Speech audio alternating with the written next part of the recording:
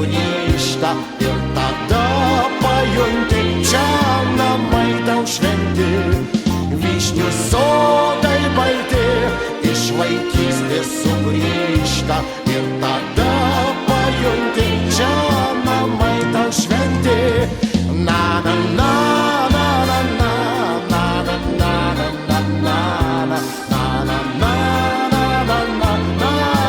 na na na.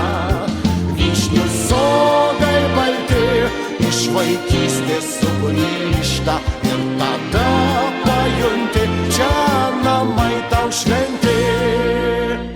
Labas rytas. 2026 metų gegužės 2 diena. Taigi vakar pasinaudoję ilguoju savaitgaliu mes atvykome į Anykščius ir pagal galimybės apžiūrėjom lankytinas vietas, tas, kurias žinojome, aišku. Dar vėlgi galiu pasakyti, kad neturint daug laiko ir norint kažką pamatyti, prasiblaškyti paprasčiausiai, tikrai nebūtina važiuoti kažkur į užsienius ir Lietuvoje yra labai daug gražių vietų. Ką pamatėme, tą bandžiau pafiksuoti su kamera ir taip pat jums parodysiu. Taigi įsitaisome ir žiūrime reportažą apie Anykščius. Informacinis centras uždarytas. Na, o dabar apie viską nuo pradžių. Taigi išvykę iš namų apie 6:30 ryto įveikėme 330 km ir prieš 10 valandą jau buvome prie pat Anykščių Dvaronyse Anykščių Šilelio kraštovaizdžio draustinyje. Čia matome antrąjį pagal dydį Lietuvoje Puntuko akmenį su užkaltais legendinių lietuvių lakūnų Žemaičių Stepono Dariaus ir Stasio Girėno bareliefais bei jų testamento žodžiais lietuvių tautai. Na, o čia panoraminis vaizdas iš kitos Puntuko pusės. Rytas, aplink skambanti tyla, viskas dvelkia ramybė ir gaiva.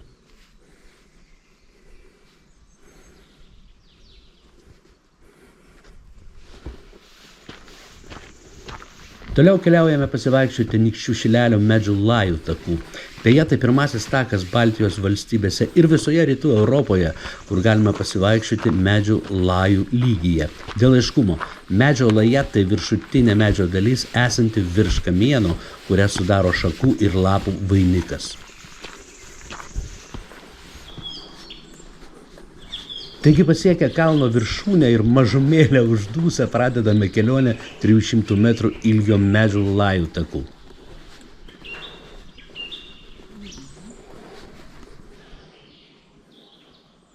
Toks jausmas lyg eitume tiltu, tačiau šis tiltas nutiestas neįprastoje vietoje, todėl ir pojūčiai einančio tiltu neįprasti.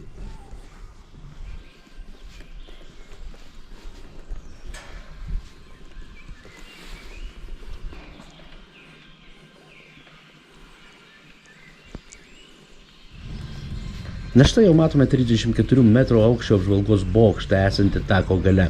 Beje, atkreipkite dėmesį, kad vaikštome praktiškai vieni, kadangi atvykome pačioje darbo pradžioje.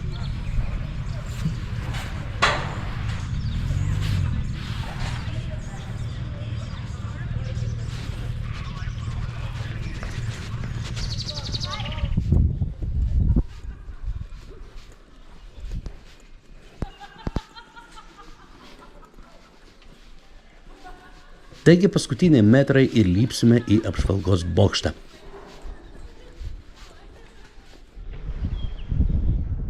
Na, o čia matome vaizdą nuo viršutinės bokšto aikštelės esančios 34 metrų aukštyje. Apačioje matome Šventosios upę, Anykščių Šilelį, žodžių gražų, komentarai kaip ir nereikalingi.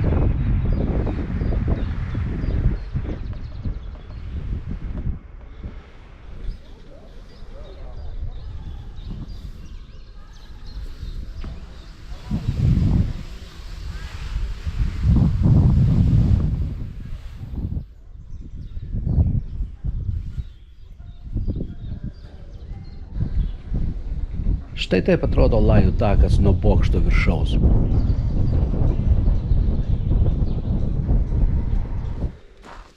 Ir štai beždžionių tiltas per Šventosios upę.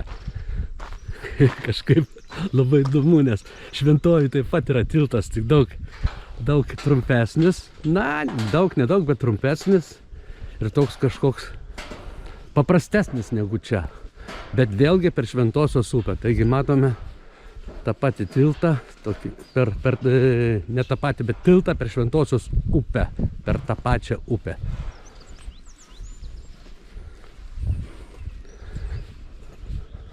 Bandom pasisupti, bet pasisupti neišeina, Loreta pasisupti. Ne taip kaip Šventojoje, neišjudinsi. Nu va, kažkiek juda. Kažkiek juda.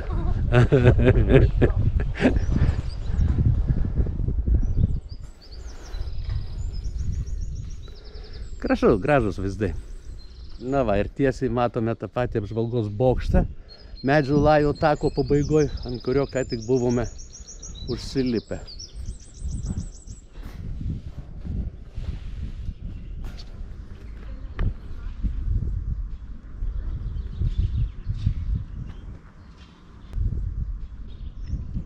Na taip, jūs visiškai teisūs. Tai istorinė Anykščių geležinkelio stotis pastatyta 1901 metais. Na ir kaip sakoma, iš dainos žodžių neišbrauksi. Mano galva, šis pastatas yra bendro stoties architektūrinio ansamblio dalis. Todėl dėl informacijos pilnumo nusprendžiau parodyti ir jį.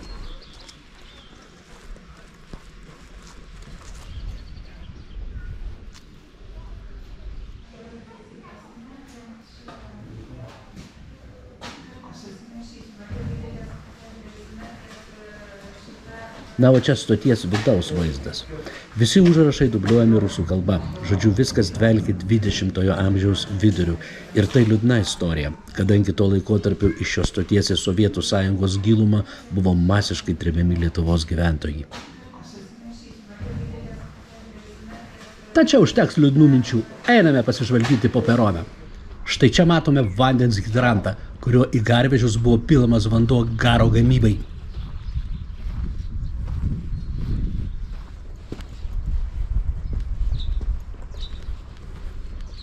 O čia vagonai, kuriais mums pasivažinėti šį kartą dėja neteks, kadangi jie bus paleisti maršrutų Anykščiai Rubikiai tik sekmadienį, o mes atvykome penktadienį. Na bet nieko tokio, mums buvo pasiūlyta pasivažinėti vietinės reikšmės traukinuku čia pat netoli stoties.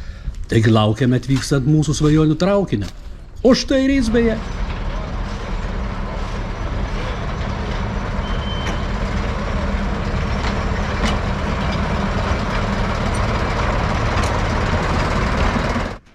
Na štai kaip atrodo traukinys, su kurio siūlo mums pasivėžyti. Čia ryškiai ne tas, ką norėjome pamatyti. Na, bet vis tiek važiuosime ten. Sakė, gal 300 metrų į vieną, 300 metrų į kitą pusę. Štai su šito vagonu, jeigu susirink žmonių. Na, o žmonių susirinko apsčiai, todėl mes netrukus pajudėjome Rubikių kaimo kryptimi.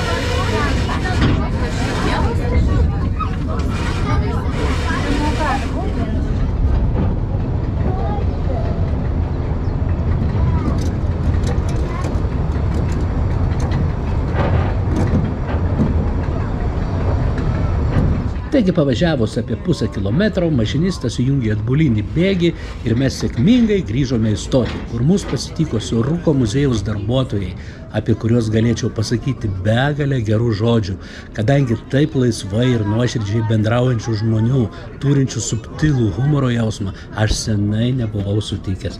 Pažiūrėkite patys. O dabar turizmui palikta iki Panevėžio 56 ir iki Rubikių 12. Iš viso 68 kilometrai. Tai va, rytojo prasidės ir sekmadienį viršininkė pasirodo bus reisas į Rubikius. Va tai. O štai čia išmintingi žmonės gyvenę prieš 100 virš metų ir nežinoja nei asfalto, nei cemento, va, kaip iškloja ir užmiršo. Na gerai, kebra, tai va, jums drezina, va, triratuką apsuksim ir galite ten va traukinių paviljonas pasižiūrėti. Šventė, Paprašom, kas prie vairo. O, mamos su mažaisiais čia sėdat į karietą, vyriokai gali arba ten, kaip kas nori. Tai darbo žmonių šventė, tik kad dirbti. Nufilmuos mane čia su savo bairiu.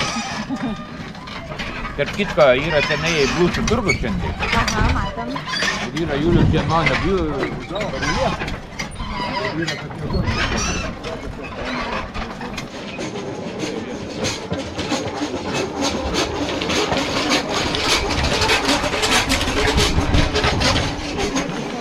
Na ir ką, man nuskilo laimė, pabandysiu pavažiuoti štai su šita va drezina. Tiksliau dviratis, triratis, kuris važiuoja per bėgius. Na ką, bandykim.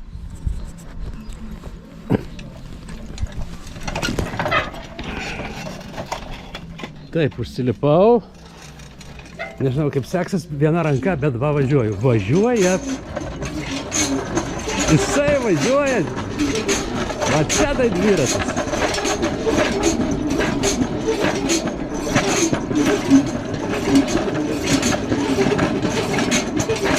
Va čia tai dviratis.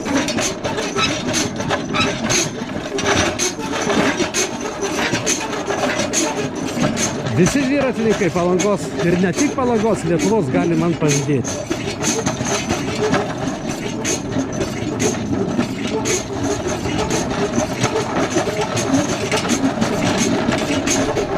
Nu kaifas, su tokia transporto priemonė dar nesu važiavęs.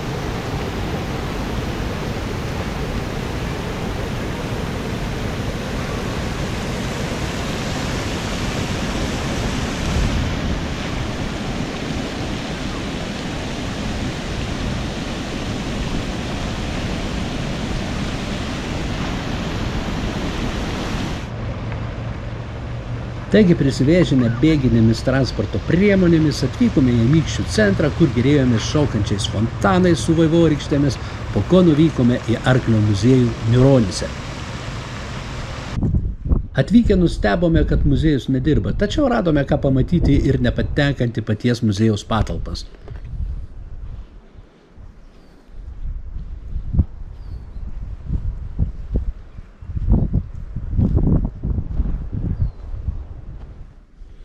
Štai koks gražus arkliukas.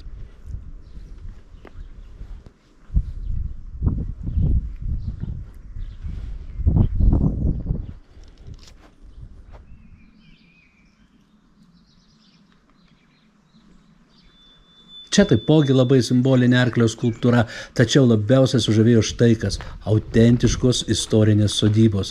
Prie įėjimo matome iškabą, kad į sodybą galime patekti tik įsigijus bilietą, tačiau mes jo neturime, todėl į sodybą patenkame nelegaliai. Niekas nekaltas, kad muziejininkai gegužės 1-osios, tai yra darbo žmonių šventės proga, pasidarė savo išeiginę dieną.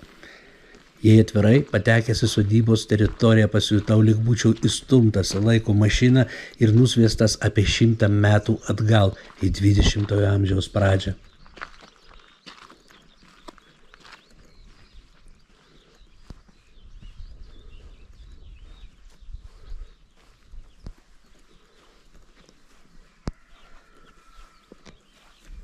Ant tvoros matome sumautus molinius ąsočius. Ten tolumoje ūkinės patalpos. Na, o čia didžiulis, tikrai didžiulis svirnas. Akivaizdu, kad tokios sodybos savininkai turėjo būti pasiturintis darbštus žmonės. Žmona liūdnai pastebi, kad tokie žmonės sovietų valdžios greičiausiai buvo ištremti į Sibirą. Pilnai gali būti. Liūdna istorija, bet istorija.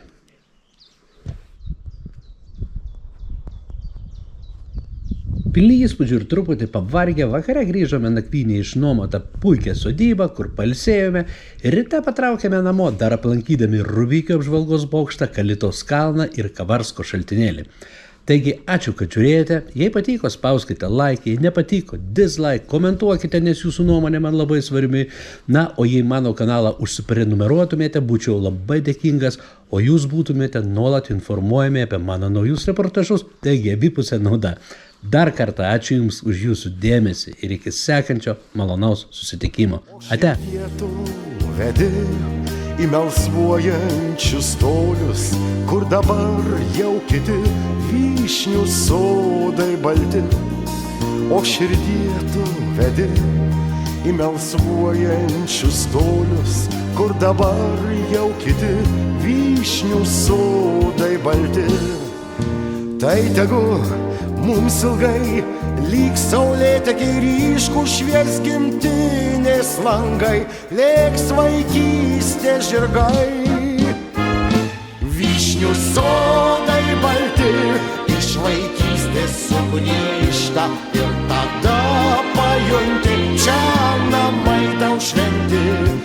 Vyšnių sodai balti iš vaikystės sugrįžta ir tada pajunti, čia namai tau šventi.